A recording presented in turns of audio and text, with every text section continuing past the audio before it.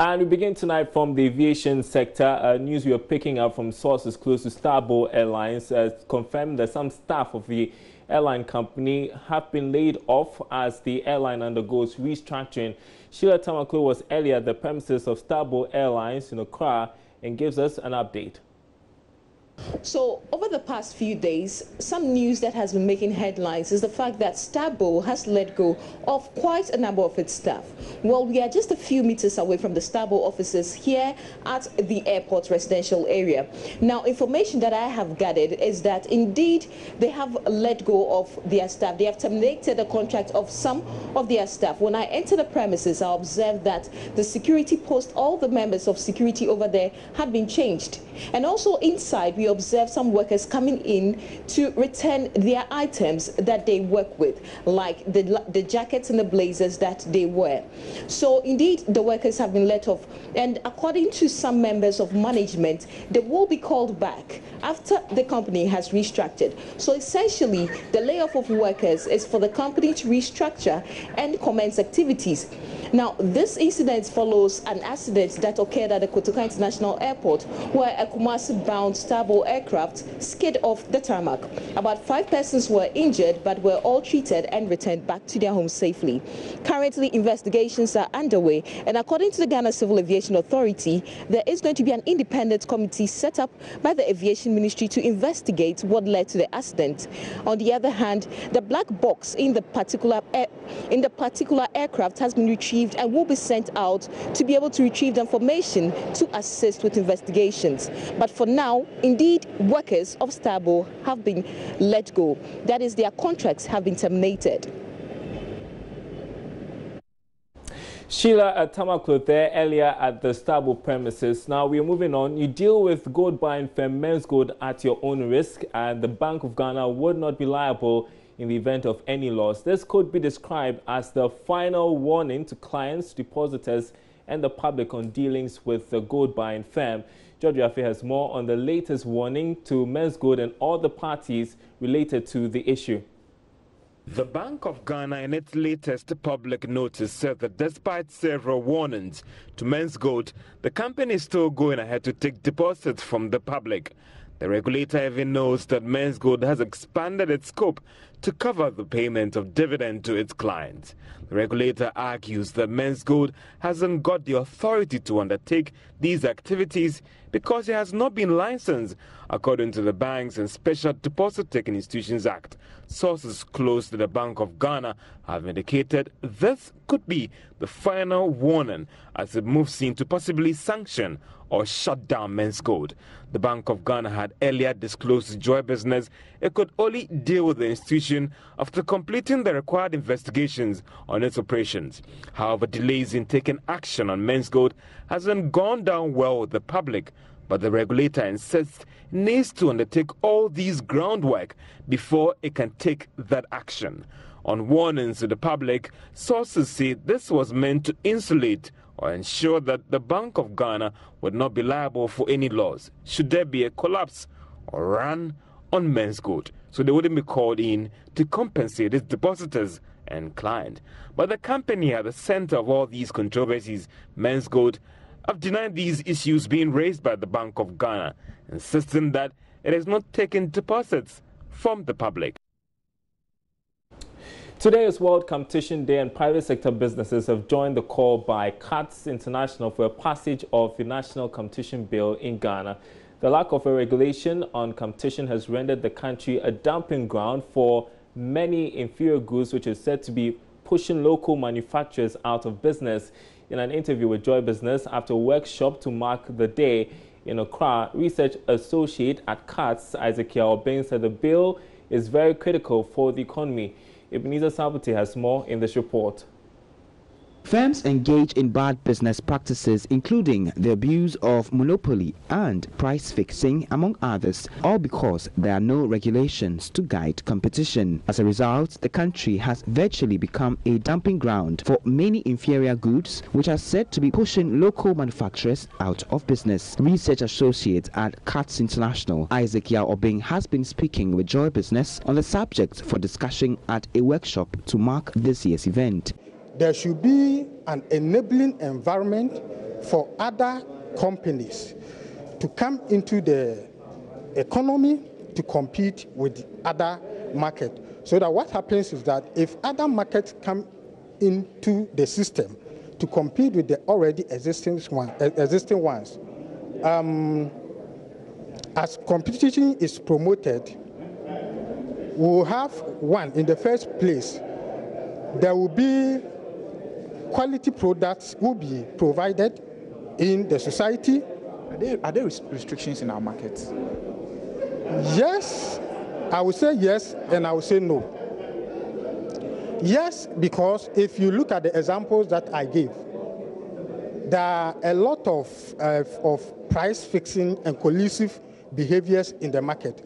Like the taxi case that I gave, for instance, they have formed a collusion so that other markets or other taxis are not allowed to ply the areas where they are.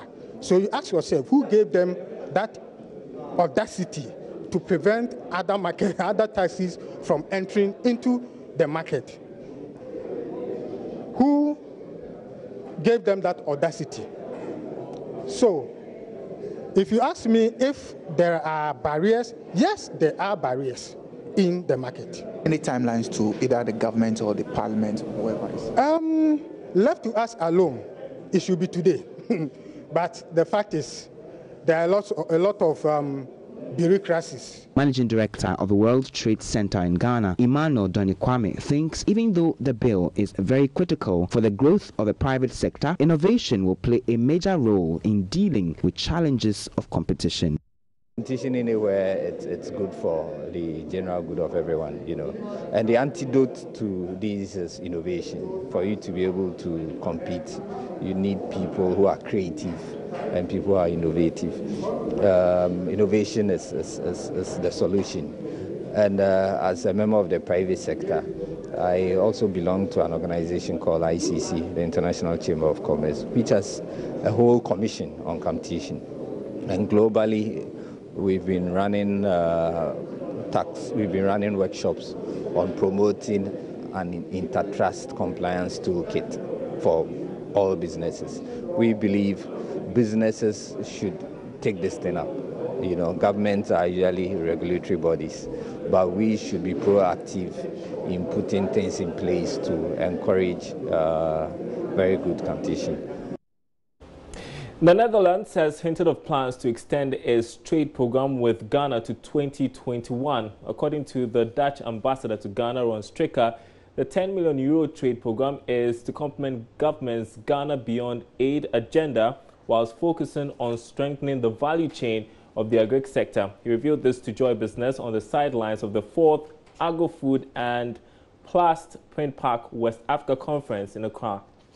Very launch has seen captains of industry in the agri sector, in fact, the entire value chain of the agri sector, come together to find lasting solutions on best ways of improving the sector in terms of packaging, agri-processing, and of course, the investment in this very sector. The 4th West African International Trade Show forms part of efforts to not only deepen trade ties among West African economies, but also tap into the potential of agribusiness in the SAP region. Managing Director of Fair Trade Africa, Martin Mars, lamented the insufficiency of the food markets in West Africa. He believes the International Trade Show will open up more business opportunities in West Africa's agri sector. I mean, definitely trade fairs are for exchange. Here the Ghanaian West African professionals meet with professionals from 21 countries, and they can listen to each other and find solutions and get opportunities together, create business, which is good for workforce, for everybody. Dutch ambassador to Ghana, Ron Stricker, noted the trade show opens up the country for more foreign investment in the agribusiness terrain. He said the Dutch government is considering extending its trade program on agriculture with Ghana. He revealed about €10 million trade program complements government's Ghana Beyond Aid agenda. We are also about to intensify our partnership. We have been active, and at the moment we have extended programs unto 2021 to increase productivity in the cocoa sector, to increase productivity in a sustainable manner in the palm oil sector, and of course to boost and promote the growing of vegetables in Ghana. Meanwhile, some exhibitors have been sharing their thoughts on Joy Business. We are trying to promote organic farming in Ghana, so we want everybody to have access to organic products so that at least they will live a healthy life. That's what we want to achieve. Very involving and packed, yeah, and a lot of new things to discover. Same, and I think it's a good opportunity to meet other customers, clients, and then do business with them as well. This platform is a big opportunity for us. We are super happy to be here to tell the world of the need for us to consume made in Ghana rice. The 3-day fair is expected to end on Thursday. Now, CEO of the Ghana Investment Promotion Center, Yofi Grant, is upbeat the significant jump in the number of Ghanaians who are registering to start businesses in the manufacturing sector would yield significant results. Yofi Grant thinks there are many more opportunities that Ghanaians can leverage. He spoke to Joy Business after this year's Ghana Securities Industry Association's Capital Market Awards. Our president has actually shown a leadership role in repositioning Africa economically, that we can build our continent, yes, we can become a credible trading partner and investment partner, and yes, there's a lot of investment opportunity here. So even though we targeted 5 billion for this year, 5 billion FDI this year, we haven't completed the year yet. We have already registered close to 4.4 billion of FDI. And that gives us hope that, yes, there is a potential, because we've barely scratched the potential opportunities in Ghana. The surprising thing for me, though, is that in the third quarter, we saw a lot more manufacturing, people coming to do to invest in manufacturing. They registered quite a number of manufacturing projects. But also interesting the fact that now we are seeing a lot of Ghanaians come to register GIPC. Much more than before. So all these indicate some confidence in the economy. Yeah, Ghanaians who are looking to manufacture. Some are in joint ventures, some are wholly owned Ghanaian companies, and then some to is foreign direct investor looking to do it. So I think and for me it's exciting, because then it shows that the government's plan to move from an economy where based on export of resources and raw materials to one of value-added manufacturing and industry is a step in the right direction. Well, more banks are turning to local capital market to help raise fresh cash to meet the new capital requirement. Access Bank yesterday joined HFC seeking to raise funds to meet the Bank of Ghana's new capital requirement of 400 million cedis. But how deep is the country's market to provide the required funds for these banks? There's more in the following Business Desk report. The capital market will indeed be quite busy from next year. This is because Joy Business is learning more banks will be going that way as they move quickly to meet the 400 million cedi capital requirement before the December 2018 deadline.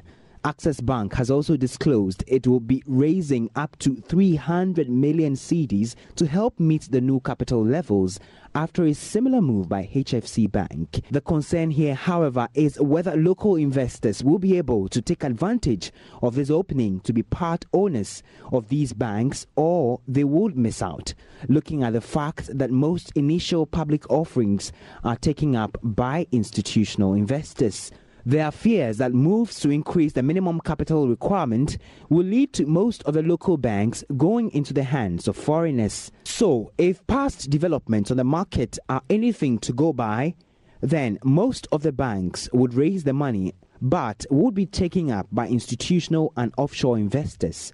Will these banks be able to raise the entire amount target through the stock and capital market locally? Well, time will tell, as remaining 25 banks that are yet to meet the capital requirement take some critical moves to improve their capital position.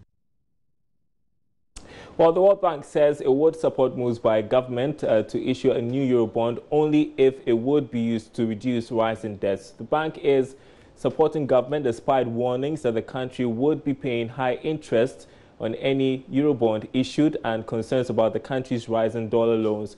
The World Bank country boss, Henry Kerali, says his outfit could even guarantee this bond. Much of the Eurobond issuance is actually to reprofile existing debt, particularly short-term debt that was incurred at very high interest rates. So as long as that is the primary objective, in order to reduce the interest payments on existing debt, then issuing a Eurobond in order to pay off more expensive debts is a positive thing. And that is something that we have been supporting and we will continue to support. In terms of overall debt management, as I said, we are working with the government to ensure that there is improved debt management to be able to forecast and maybe to move the debt instruments around. Now, MTN has launched Season 5 of its Apps Challenge. The telecommunications company, by this launch, is inviting Ghanaians, especially new developers and women, to participate in the challenge. The company believes the only way Ghana can partake in the digital revolution is for the country to develop its own talent and content. Now, speaking at the launch, the Chief Marketing Officer of MTN, Asha Khan, noted the modern way of doing things has prompted the challenge, which has over the years seen increased participation and entries. Technology is catching up really fast. It is changing the world around us really, really fast. I think you cannot overstate that. And the modern ways of doing things show that we all, as individuals, organizations, or countries, have to be abreast with the time and be digital savvy, or we will be left behind.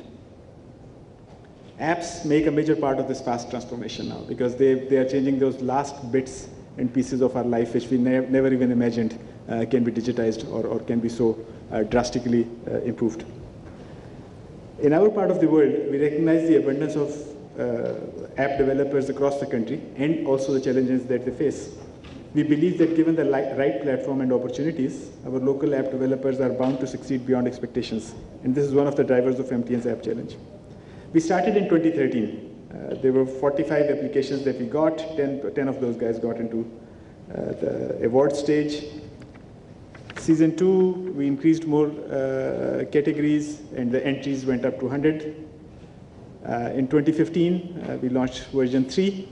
And again, we got 100 entries. And last year, we again saw over 100 participants. In other news tonight, implementation of tax cuts announced in the 2017 budget has resulted in 1 billion cedi loss of revenue to government since the beginning of this year. This was announced by President Akufo-Addo at the Ghana Expatriate Business Awards held Monday night.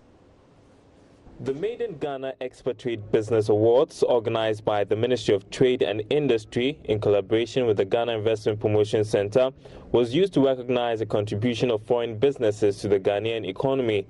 In a keynote address, President Akufo-Addo said government spent less than projected for initiatives in the tax policy measures. Government within this period has controlled domestic borrowing so as not to crowd out the private sector from the financial markets. Our external debt commitments have also been brought to more sustainable limits.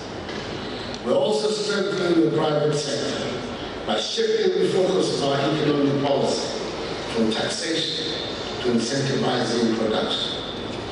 In this regard, government at the beginning of the year announced a number of tax cuts which affected 10 different taxes, amounting to some 1 billion Ghana cedis in foregone revenue to the exchequer.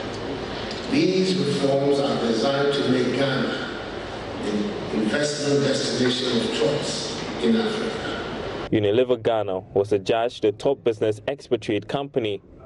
Chief Executive of Unilever, Yos Yebitin, and Mike Thakwani of B5 Plus Limited, winner of the Best Expatriate Company in the metal and steel category, spoke with Joy Business. It's our business model, the business model which is about creating shared value with values, making sure that whatever we do has a meaning for the communities and the people where we operate, making sure that we do our fair share of contribution to the economy in the countries where we operate, and making sure that the people that have chosen to work with us as employees but also as partners, we treat them well. We create value for themselves so that we can in return get value for ourselves. That's what I think makes a difference between Unilever and many other companies. And by the way, we wish that many companies can actually choose to embrace the way of doing business, which is about all having a social impact. We have been rewarded back for the hard work all we are doing. BFAPLUS is #1 steel manufacturing company, not only in Ghana but into the West African region. So really it motivates us to do more better. So we dedicate this award to all our workers. Without them, you could have not reached where we are today. Have you been operating in Ghana for so many years? How do you see the Ghanaian economy so far with regards to businesses? Well, the Ghana economy is really improving. Today we can say that the industrialists, they really play a lot of big role. Today I have been in Ghana for the last 21 years and I can say that we are the one of them who have make the steel market grow. You know, so that is very important that with the cutting edge technology, we have to make sure that we keep innovating ourselves, make our R&D more stronger and make goods more competitive rates provided at the door center to the Ghanaians so that they are able to afford and they are able to build more and more houses, more bridges and more railway network. President and Chief Executive of Geodrill, Dave Harper, the company which won Best Expatriate Company in the mining category, expressed satisfaction about the award. Well, truly honoured. I've lived in Ghana for 25 years. I came here in 1993 as the general manager of a small company. 5 years later, I started my own company, Geodrill. Most people would know that company today because it's grown from being a small company to actually a rather large company. And the company's even listed on Toronto stock market. And we provide services to the mining industry. We provide a lot of career opportunities. We have basically put Ghana on the map in terms of mining services, exploration services. We do things a little differently and it's very, very nice to be acknowledged. Other award winners of the night include Interplus Limited, Nestle Ghana, UBA Ghana and retail giant Melcom among others in their respective sectors. Time to bring you our interview of the day, and Commissioner of Insurance Justice Ofori is calling on the National Service Secretariat to provide further education to service personnel on the relevance of the proposed insurance cover for them. The National Service Secretariat has indicated the need for all service persons to have insurance cover. In an interview with Joy Business, Mr. Ofori said the insurance policy for them is laudable and that the Secretariat needs to educate personnel on associated benefits.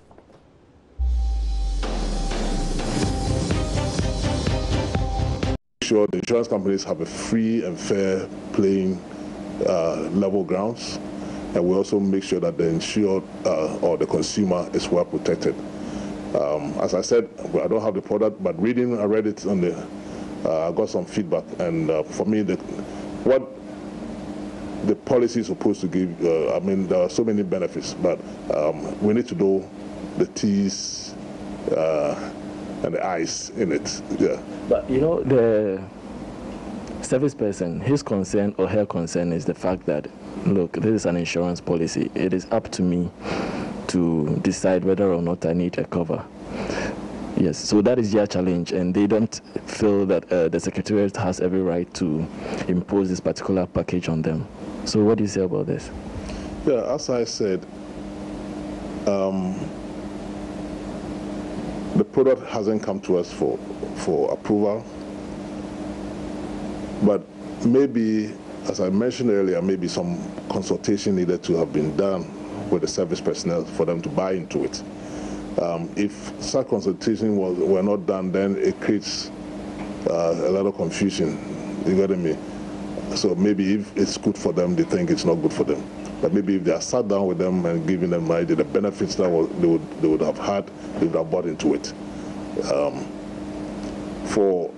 I understand where you're coming from, that you haven't bought it, why are you selling it to me? That is an argument, But in societies too, we join associations and other things, and they have some policies. I mean, you go to a company where they have insurance covering somebody's wife and children. It's already there before you join the company, but you buy into it. So there's always a starting point. In most establishments, they have some kind of insurance, and these were established at the time when you were probably not employed, or it's not everybody who's going to buy into. You should know that we all don't think alike. So definitely you have some people who would object to it, but at the end of the day, if it's good, you take it.